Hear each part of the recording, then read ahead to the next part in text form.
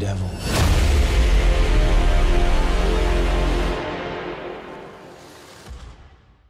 Hey everybody, it's Charlie. This is going to be my non-spoilery review of Daredevil Season 3, Born Again, a return to form for Kingpin, for Daredevil, for all the characters. Like you guys, I had a lot of preconceived ideas about what they were doing with the season based on the comic book arc they were adapting, so I'll try to explain how well I thought that they adapted it, because obviously they had to make a couple changes based on their pre-existing canon. I've also got a hot off the presses scoop that dropped while I was making this review video. Netflix just canceled Iron Fist officially, so I'll mention something at the end of the video about this. We're still doing that Spider-Man PS4 game giveaway. We'll leave that open through most of the week. All you have to do to enter is be a subscriber and leave a comment on the video. The story is all about Daredevil's metaphorical and spiritual rebirth because he had the building dropped on his face, so he has to convalesce and physically heal his body, but he also has to heal his soul and his spirituality because he stops believing in justice because of the Kingpin's arc. There were a couple critics complaining about the Netflix bloat problem the first half of the season. The only reason why it wasn't quite as big of a problem for me in this particular case is just because it's been so long since we've seen them. So they do have to spend a couple of episodes setting up each person's character arc. And because it's Netflix, every single character gets an arc. So obviously you're mostly focused on what's going on with Daredevil and with Kingpin. They also spend a lot of early time setting up the Benjamin Poindexter bullseye. Like, he has to get to this really crazy place by the end of the season, so they take their time, starting with a relatively normal seeming person struggling with a lot of problems. His and Matt's arcs are sort of parallel because they're both spiraling out of control. Obviously, there's a lot of visual metaphors about their arcs being similar because he's pretending to be a fake version of Daredevil wearing his costume, fighting him in all the trailers,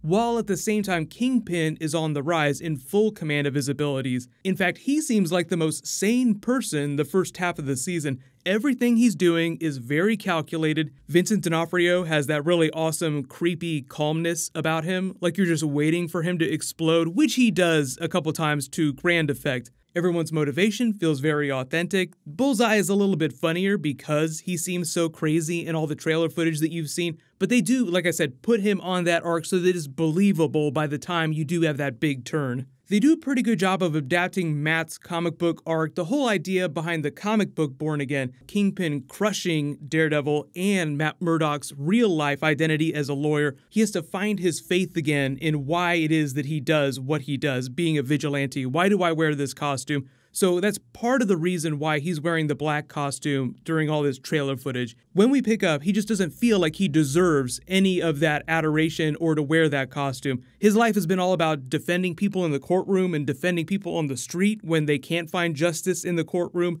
But because of the events of the last couple seasons in Defenders, everyone that's been close to him has been hurt. So he just feels like a complete failure. So that's why he goes back to basics. So as a season, Daredevil Season 3, the way they write it is a return to basics, which I feel like is always good after a couple years have gone by. Obviously, this is only the third season, so it's a bit of a weird situation. I don't think that that was planned. You've probably heard a lot of comments about why they aren't rushing to do another Defenders series. Mostly that's because people complained about the pacing and because all the main actors had to stop shooting their spin-off shows, all their individual shows. It brought everything else to a grinding halt. So the reason why we didn't get Daredevil Season 3 sooner is because they had to go on this character arc where Matt was believed to be dead for a while. They couldn't do that till after they did the other series. So you start to see some of the problems with the way they set the structure of this series up. So that's why if they do another Defenders series, Jeff Loeb implied that the roster might be different. It might be other characters that become the Defenders. That being said, they do have tentative plans for Daredevil Seasons 4 and 5. They didn't say what those were. I feel like Kingpin is hopefully always going to be a big part of the series. They have not screened episodes from the second half of the season for critics yet, so I have no idea what ultimately happens to Kingpin this year. But if you've read the comic book storyline, you have a pretty good idea of where Daredevil ends up. So think about the way they ended Luke Cage Season 2 with that dark victory. I'm curious to see if they decided to do the same thing for Daredevil, because for the most part, they want you to think there's going to be an optimistic ending to this, and the writers do a good job of putting you on that roller coaster. First, they have to crush Matt before he can build himself back up again. So if you thought that getting a building dropped on his face during Defenders was all the crushing that was going to be done, no, that's just the beginning of it. Like I said, there's a very predictable pacing with these Netflix series. Usually it's around episodes 6, 7, the midpoint of the season, when things really go into crazy mode, so that's why the back half of the season usually feels like the most exciting time.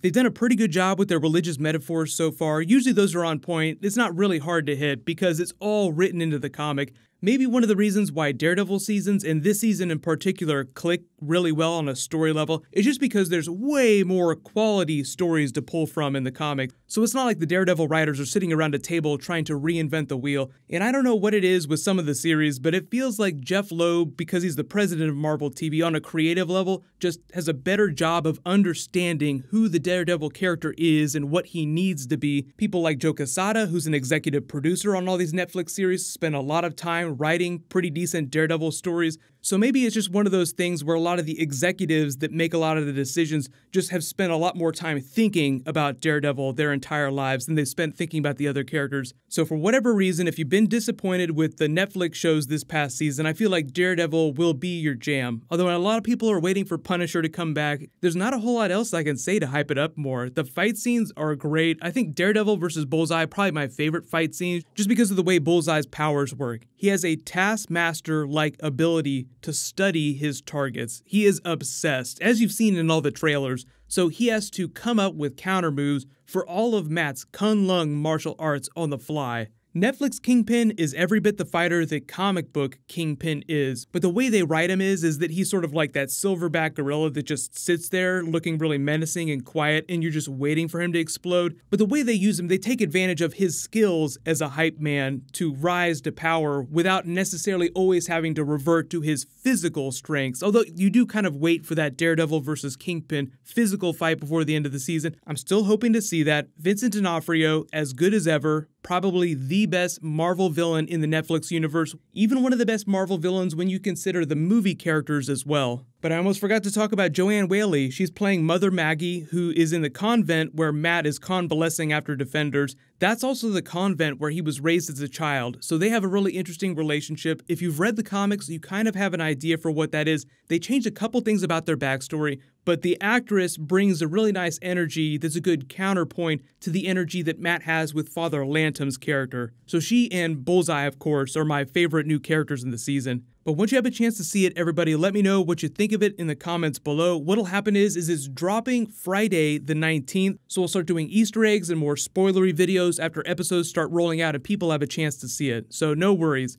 The scuttlebutt about Iron Fist being canceled is that Netflix just has so much content that they're pushing out, so they're in the stage of their life cycle when they're okay with canceling stuff. So what will probably happen is if they do a Moon Knight TV show or a Ghost Rider TV show, that would actually probably go to the Disney streaming service, not to Netflix. I don't know if Marvel is going to allow any brand new characters to go to Netflix. So as for right now, the existing Netflix characters that they have are safe. They'll keep going for as long as Netflix wants to renew their series. My next video will probably be my Venom Easter eggs. While you wait for everything, click here for that new Spider-Man Far From Home teaser, and click here to learn all about the new armor that everyone's wearing in Avengers 4. Thank you so much for watching. Everybody stay awesome. I'll see you guys tonight.